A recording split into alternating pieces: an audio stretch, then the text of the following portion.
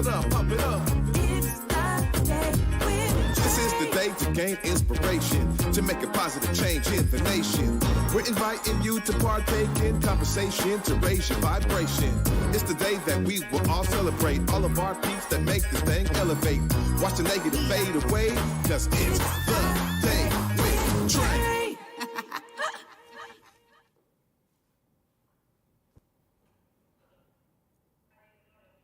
Oh, grand rising, everyone. Welcome to the Day with Trae. I'm your host, Trae Holiday. I want to welcome you to another magnificent Monday. I'm so excited that I have some dope guests in the building. I have Derrick and Tanise Love here, the founders of Sync Seattle, and I'm so excited that they are joining me today so we can learn more about them and why they decided to bring these phenomenal networking and community building events to the community. So I'm telling y'all, we're going to be getting into some greatness today, but of course, as you know, it is the top of the show, so this is where you participate in the greatness. Go ahead and share the stream and this show with folks who you feel could benefit from our daily dose of dopeness we work to provide you here on the Day with Trae. And if you can't watch us, we still have you covered because you can listen to us anywhere you find your favorite podcast.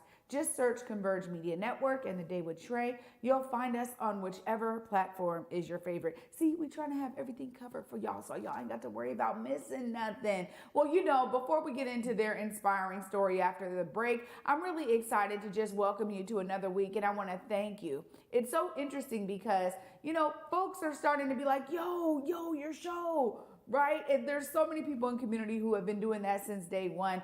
Huge shout out to all of you who've been tapping into Converge Media since we really got going on all of our phenomenal shows and the content we're bringing y'all. But it's so interesting to run into folks who are just now getting into it, right? And I had that experience just recently, and I wanted to share it with you all because you have no idea how encouraging your words are for me as someone who is continuing to be here every single week, just trying to provide amazing content and uplifting stories. And it's one of those things that I always think about it like this, you know, in like 50 years or something, or maybe after I'm gone, you know, the idea is that we have the opportunity to have a sense of agency over how we're sharing stories is so important to me. And I'm grateful because, you know, we've shown y'all, we got some dope interns here in the building, amazing staff here at Converge who are really dedicated to uplifting these empowering and inspiring stories. And who knows what this impact could have years and years to come for future generations.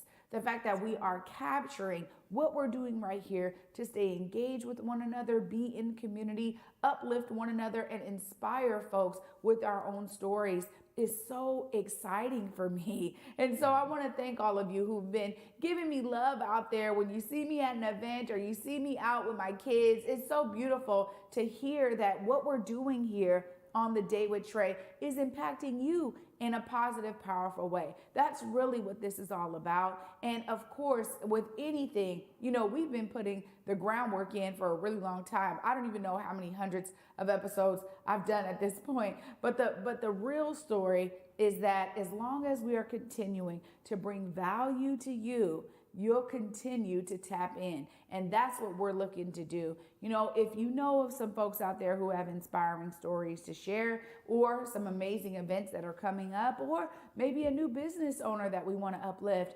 please do not hesitate to let us know here on the Day with Trae. You can actually just email Day with Trae Production, I think, or maybe just the Day with Trae at whereweconverge.com. Y'all can also find me on Instagram at Trae Holiday. DM me. You know, I'm accessible. I really want all of you out there who are watching to feel like this is your show, right? Like this is your space to uplift the greatness that you're experiencing, that you're participating in, or that you're leading. You know, please don't feel, shy to nominate yourself to come on here. We want to uplift your stories. If you're out there making a positive impact in the community, that's what this is all about. Well, after this short break, y'all, I have the pleasure of talking to Derrick and Tanise Love, who are coming up next. They're going to be sharing their own story and why they started Sync Seattle and what they are bringing to the community. You definitely don't want to miss this. Stay tuned, y'all. You're watching The Day with Trae.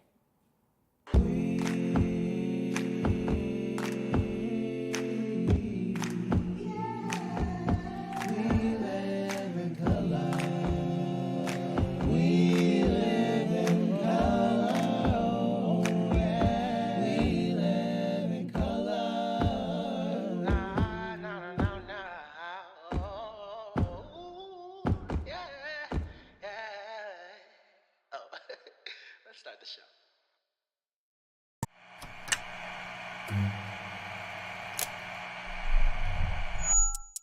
Hello, welcome to Elite Insights with Carlos Imani. We're looking to offer an in-depth look at event production industry through the lens of client experiences and joint successes. The podcast will emphasize guest interviews, focusing on client discussing their fields and reflecting on their collaboration with Elite Collective. Again, you're with Elite Insights. Carlos Imani here. I'll see you guys in a few. Disney and Cameron Mackintosh's Mary Poppins comes to life on stage at the Fifth Avenue Theatre, featuring Step in Time and Supercalifragilisticexpialidocious. Make it a jolly holiday at Mary Poppins. For tickets, visit fifthavenue.org. Washington's charter public schools prioritize equitable learning opportunities for all students and strive for openness at every level. Teachers work with parents to build a trusting and supportive learning environment for students. To learn more, visit wacharters.org. Welcome back, everyone, to The Day with Trae. I'm your host, Trae Holiday. Joining me right now, I'm so excited, Derrick and Tanise Love. What up, y'all? What's up? No, we're glad to be here. So excited to be in this beautiful space. Thanks for having us. And with you. Thank you so much. You know what? I'm really excited because anytime we have folks who come with an innovative idea and they actualize it, I'm like, yes, that's really what helps our community have more touch points, and it's so beautiful. And so, of course, I got to start with your backstory here because y'all just moved here 4 years ago, right, in 2020. Yep. And y'all obviously found a need for something. Just kind of give me the background story of how y'all kind of stepped into the Seattle and Pacific Northwest space and what y'all were seeing at that time. I'll start with you, Tanise. Yeah, so we moved here in November 2020, not knowing anybody, but our story actually begins before that. So we both come from families who have been the socialites, the community builders, the philanthropists, the mamas and daddies of the community. And so that was instilled in us since we were born. Yeah. We met volunteering. And so between our marriage and just our DNA, it's really who we are. Everything about community, everything about being here and showing up for businesses and nonprofits. And so before we moved here, we would always have kickbacks at our house. So we were married, got married in 2014, kind of became that house that people would kick it at. But we would always say, please bring a pair of socks, some underwear, something, like let's collect something for these local nonprofits and neighbors in need. And that kind of just became our thing.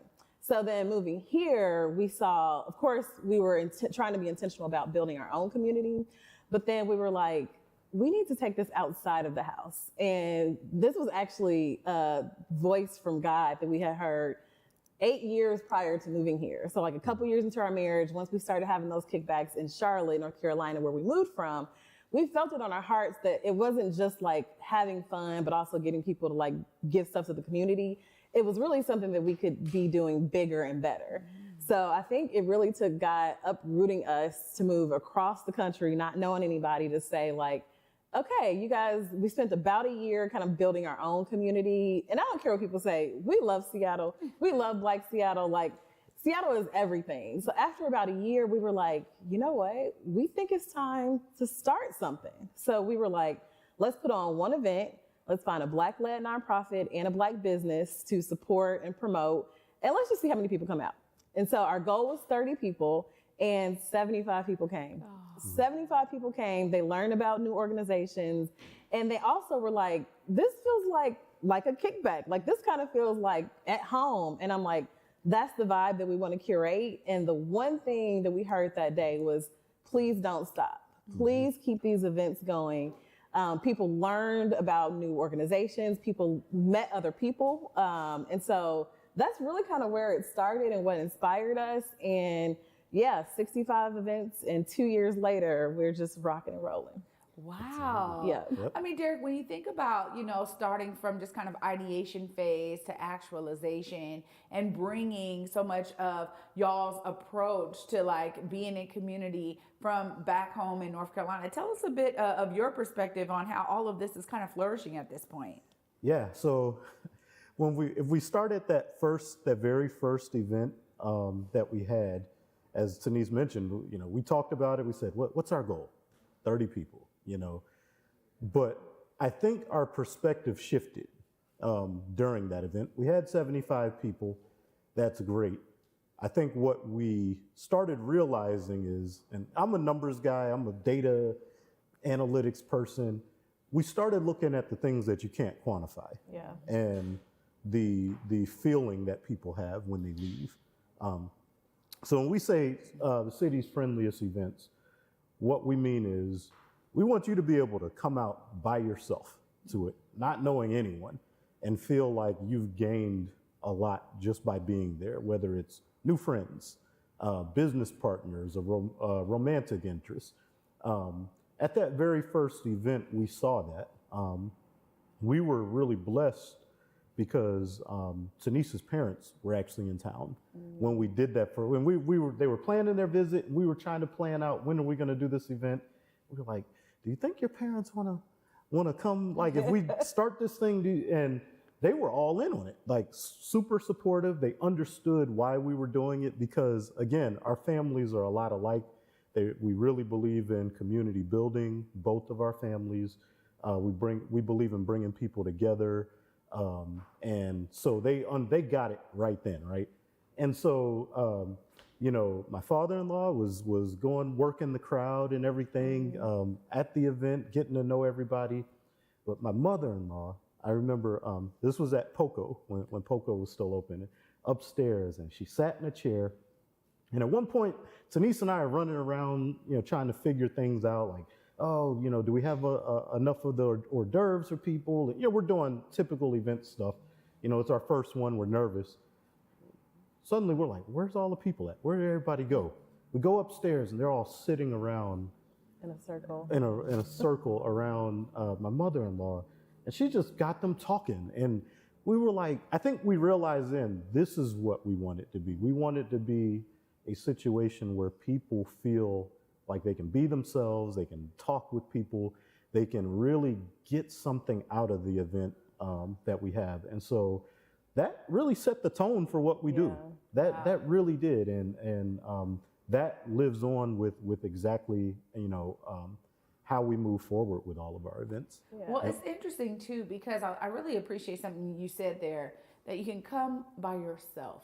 I think there's so many different amazing events. They're curated, but oftentimes if you go alone, you're like, I don't know, I don't know how to permeate that friend group or this friend group over here. And so the idea that there can be something that's like, yeah, I'm gonna just throw something on, look cool, and go and have a good time is really needed in the city and beyond, really. So I love it. What y'all do too, it reminds me of the old school game nights. We used to have these events that were just called game night, and you could go as a couple, as a single person, whatever. But the idea that playing games together, you get to see a lot of people's personalities, and it really brought out like different things in different folks. And so it's beautiful that y'all have curated this. Now, tell us a little bit about some of the things y'all been able to do for those who don't know, because there's a different vibe, right? There's like day party, there's club style, there's, everything is too loud to really talk. Right. What is the kind of vibe that y'all are really putting forth for people to be able to connect?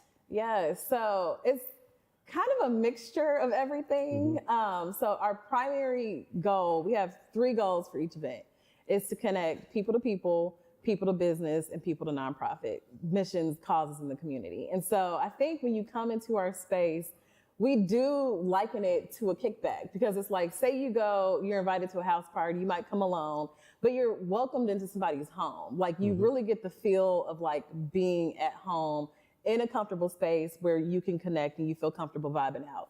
And so one of our goals is we always try to talk to every single person that comes to our event. So yes, we're curators. Yes, people may see Sing Seattle and like, wow, they're really doing it. But it's like, no, it's the people that come to our events. It's individuals like you and Converge that, shine a light on what we're trying to do. And so at our events, we greet everybody, we talk to everybody. If somebody mentions something, then we know somebody that can help them, or we just met them and we're like, y'all two need to talk. So when we say networking events and mixers, it really truly is like creating this interconnection, whether that be, again, for romance, for business, for friendships. We're blessed to say we have a couple like best friend groups early on. I think it was maybe our 4th or 5th event, where we had 3 different individuals, two who had traveled like an hour, and they were like, oh, I heard about Sync, let me come. And they all met at that event, and now a year later, they're like, they kick it tough. They just went on a vacation, I think. And so our goal is to really like create a vibe that, one, you can turn up because we have fun. We have a good old time. But you're going to leave knowing about a local Black-led cause, whether that be like a for-profit business or a local mission. And so our goal is to just create this atmosphere where you feel comfortable showing up fully as your whole self. You don't have to front. You can come as relaxed as you want. You can come as dressed up as you want, because at the end of the day, it's all about like really connecting people to people and things that matter. Yeah. Absolutely. And I think just from the actual event perspective, so we have 2 recurring events, and they're not alike. You know, one is the Vibes After 5, which is our staple networking event. That's what we started with, and we didn't have it named that yet, but we came up with that and we said, let's roll with it, the 3rd Thursday of every month. And that one generally feels more like a club feel, but it's not. So what we wanted it to be is a networking event that's not like, hey, bring your tie and good to meet you. You know, we didn't want it to be that. We wanted it to be, come as you are, you know, be yourself, be your authentic self. We'll have a DJ, a dope DJ Twilight, you know, is usually there spinning. And we just want people to feel at home at it. And, you know, when you feel at home, you can open up about who you are, what you're going through, what you need, what you're looking for. So a lot of those intentional conversations happen. Then we also have Sunday Fun Day. You think about Sundays for a lot of people, there's worship, there's that stuff that we do, right? But then there's also, we're getting ready for the week. Yeah. And sometimes, and I can tell you this from my perspective, I've experienced this at our Sunday Fun Day, where I just had a rough week the previous week. And I don't even know if I feel like going in, you know, the next day. But we're really trying to cultivate joy in people. So we have a different fun event during that. We will have food available, fun event. Again, vibes with a DJ. Where we usually do that at a Black-owned bar in West Seattle, Revelry Room. And it's just an amazing opportunity for us to come together and, hey, clear your mind, have some joy before the week, get yourself ready. And so those are 2 different types of events, but they're recurring. They're things that we know people are looking forward to. Yeah. And we've also done some one-off things where we've created experiences, partnering with some businesses, you know, to make sure that we're covering different interests. So, for example, we have what's called Kayak and Kickback coming up on August 4th. And that's going to be an opportunity for us to get together as people. Some of us who've never kayaked before. I've never kayaked. I'm looking forward to it. But we're going to kayak together. We're partnering with Lace Up Joy, who specializes in bringing our people to the outdoors and outdoor types of activities. And we're going to make it one of our style events where we're going to be kayaking, we're going to have music playing, we're going to have good food, games, things where we can just really relate and relax and get together. So that's the idea is, you know, these recurring events, but then also how can we create experiences just highlighting different things that we can do. We may not do a whole lot of, or we may not have thought to do this, but, you know, we're bringing each other together and we're having fun doing it in our way. You know? I mean, absolutely. And I mean, you mentioned some things here because this requires, you know, understanding some venues and what partnerships look like, but that's also community building in and of itself, right? The planning of it. Talk a little bit about that, because clearly, you know, when you're just coming here, like, how do you put something like this together? How do you get the right venue? How do you know it's the right feel, right? Yeah, that's a really great question. So I think one of the things that has been most important to us with moving here and like being quote unquote a transient is immersing ourselves in the community and the great things that are already happening. So when we moved, even before we moved here, we were already researching like local nonprofits, who were the trailblazers, had definitely heard of Converge before we even moved here. And so we're very intentional about our research and just looking at various venues and businesses. And again, it was just really important for us to see like what's already happening on the ground and like how can we not reinvent the wheel, but just amplify and uplift what's already happening. And so moving here and just like even our first few events, we were like, okay, what are the local businesses that are close to where we live?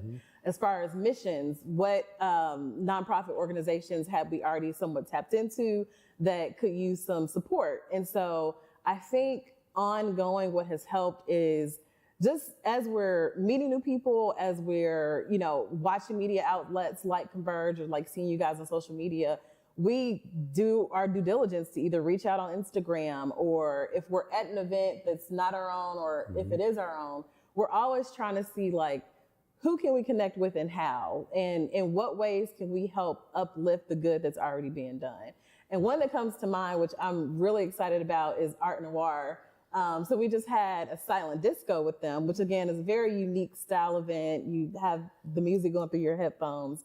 But like learning Jasmine's story, her mom's story, and just the rich culture that they have being from Seattle, the way that we connected was so natural, but also so intentional. So we were actually at Medier, again, another Black-owned business, where we were they're celebrating their second year anniversary, I think.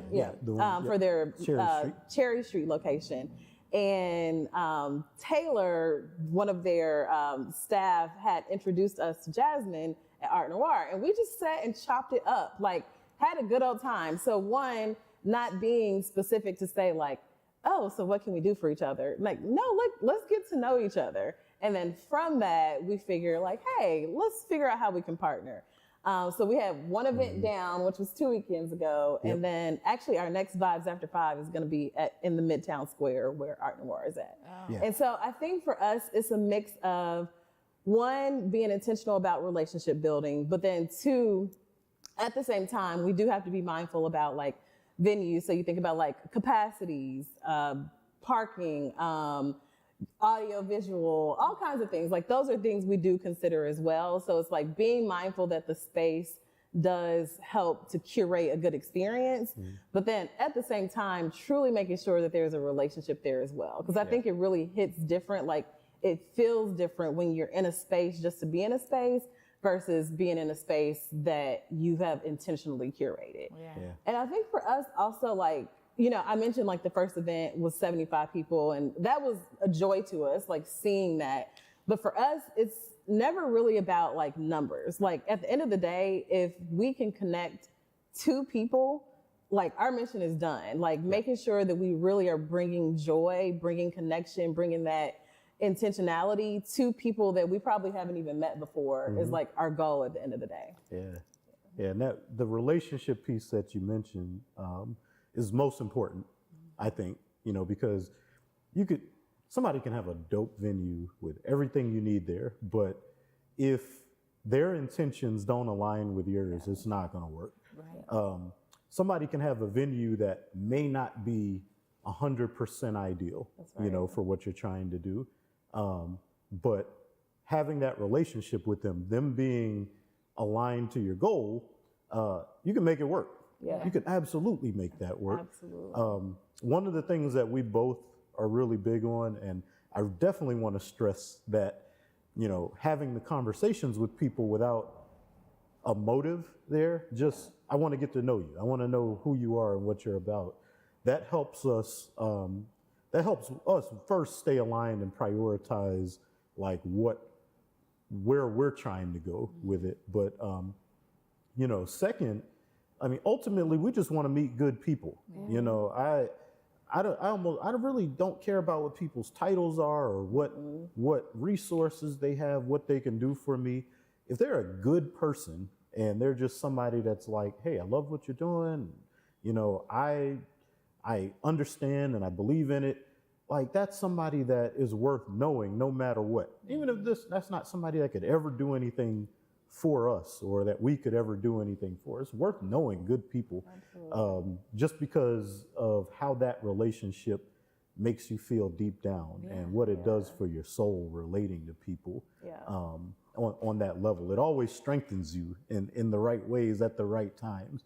I was out last night and had somebody that was just And we often have this happen. Somebody just speaking life into what we're doing, you know, and I'm like, to me, I'm not one that takes compliments very well, you know, and I'm just like, wow, well, thank you so much. Thank you so much. But then when you realize you have an impact on people who are just, again, truly trying to align with what you're doing and believe in it and feel like, you know, they've seen some benefit from it, it makes a difference, and it makes it easier to keep doing. You know, so that's you know what I think is most important, the people. You know? I love that. I mean, y'all are so inspiring. Of course, you know, I need to get out to one of these events. I keep on hearing about it, and my schedule, it's going to align soon. But I want to make sure we give y'all time. Y'all are going to look in the camera here. This one. Look in the camera. This one right here. And let folks know how they tap in. Absolutely. So I think first and foremost, to tap in with Sync Seattle, give us a follow on Instagram, sync.seattle. So that's sync.seattle. And then also follow us on Eventbrite, because if you do either of those two things, you'll automatically get notified about events. But you want to speak about the events coming up? Yes. So actually on the 28th, next Sunday, that's our Sunday Fun Day. We do Sunday Fun Day the last Sunday of every month. We haven't put the tickets out yet, but I'll let you all know what we're doing. Since the Olympics are coming up, we're doing an Olympic theme. So we're doing the Sync Olympics. So it's going to be fun games like, well, we'll have spades there as one of the events. You can get a gold medal in spades. We're going to have cornhole. We'll have Jenga, things like that we can do right there in that space. You get gold, silver, or bronze at that. After that, on August 4th, we have, again, the kayak and kickback.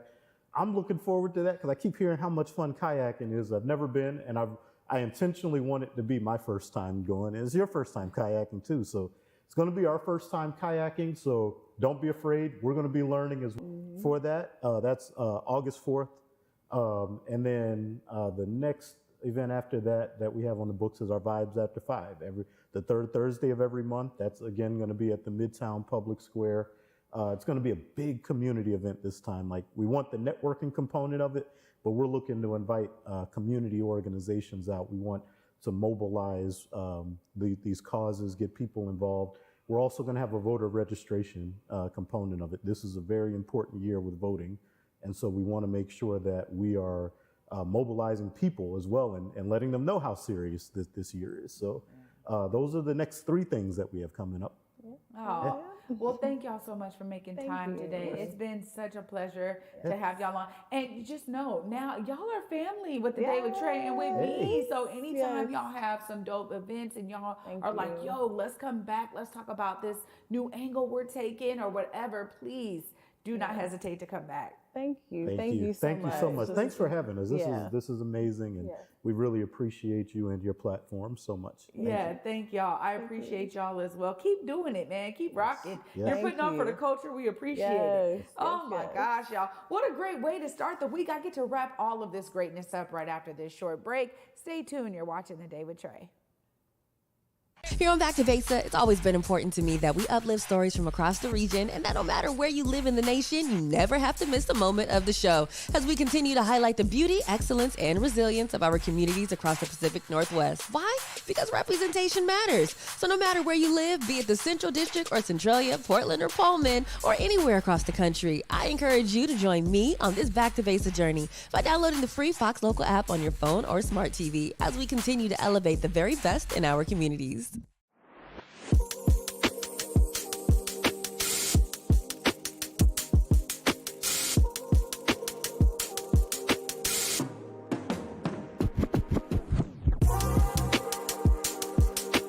Seattle Opera presents the world premiere of Jubilee.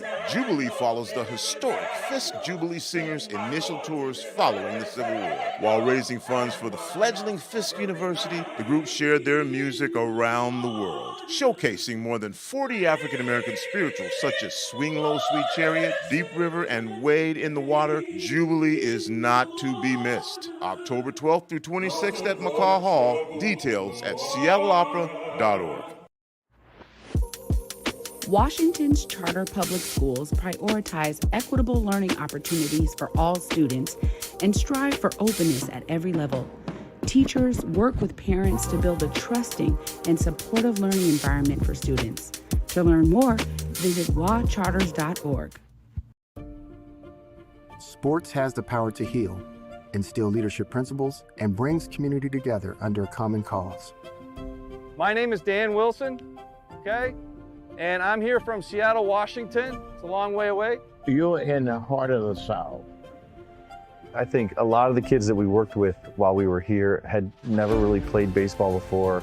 This moment in time highlights our storied history and our need for reconciliation.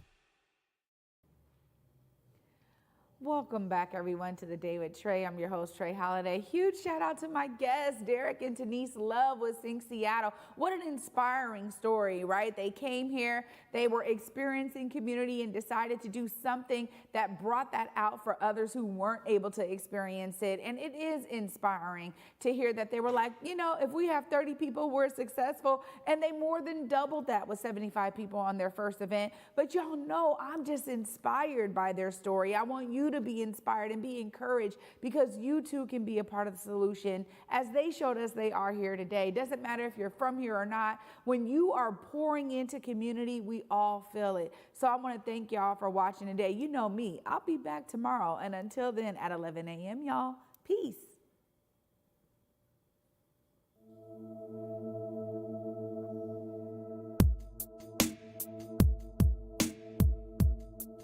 Converge Media produces culturally relevant content for Black and urban audiences. Our coverage is raw, transparent, and objective, praised by community leaders, government officials, and residents. Support Converge Media today via Venmo, Cash App, or PayPal at Converge Media.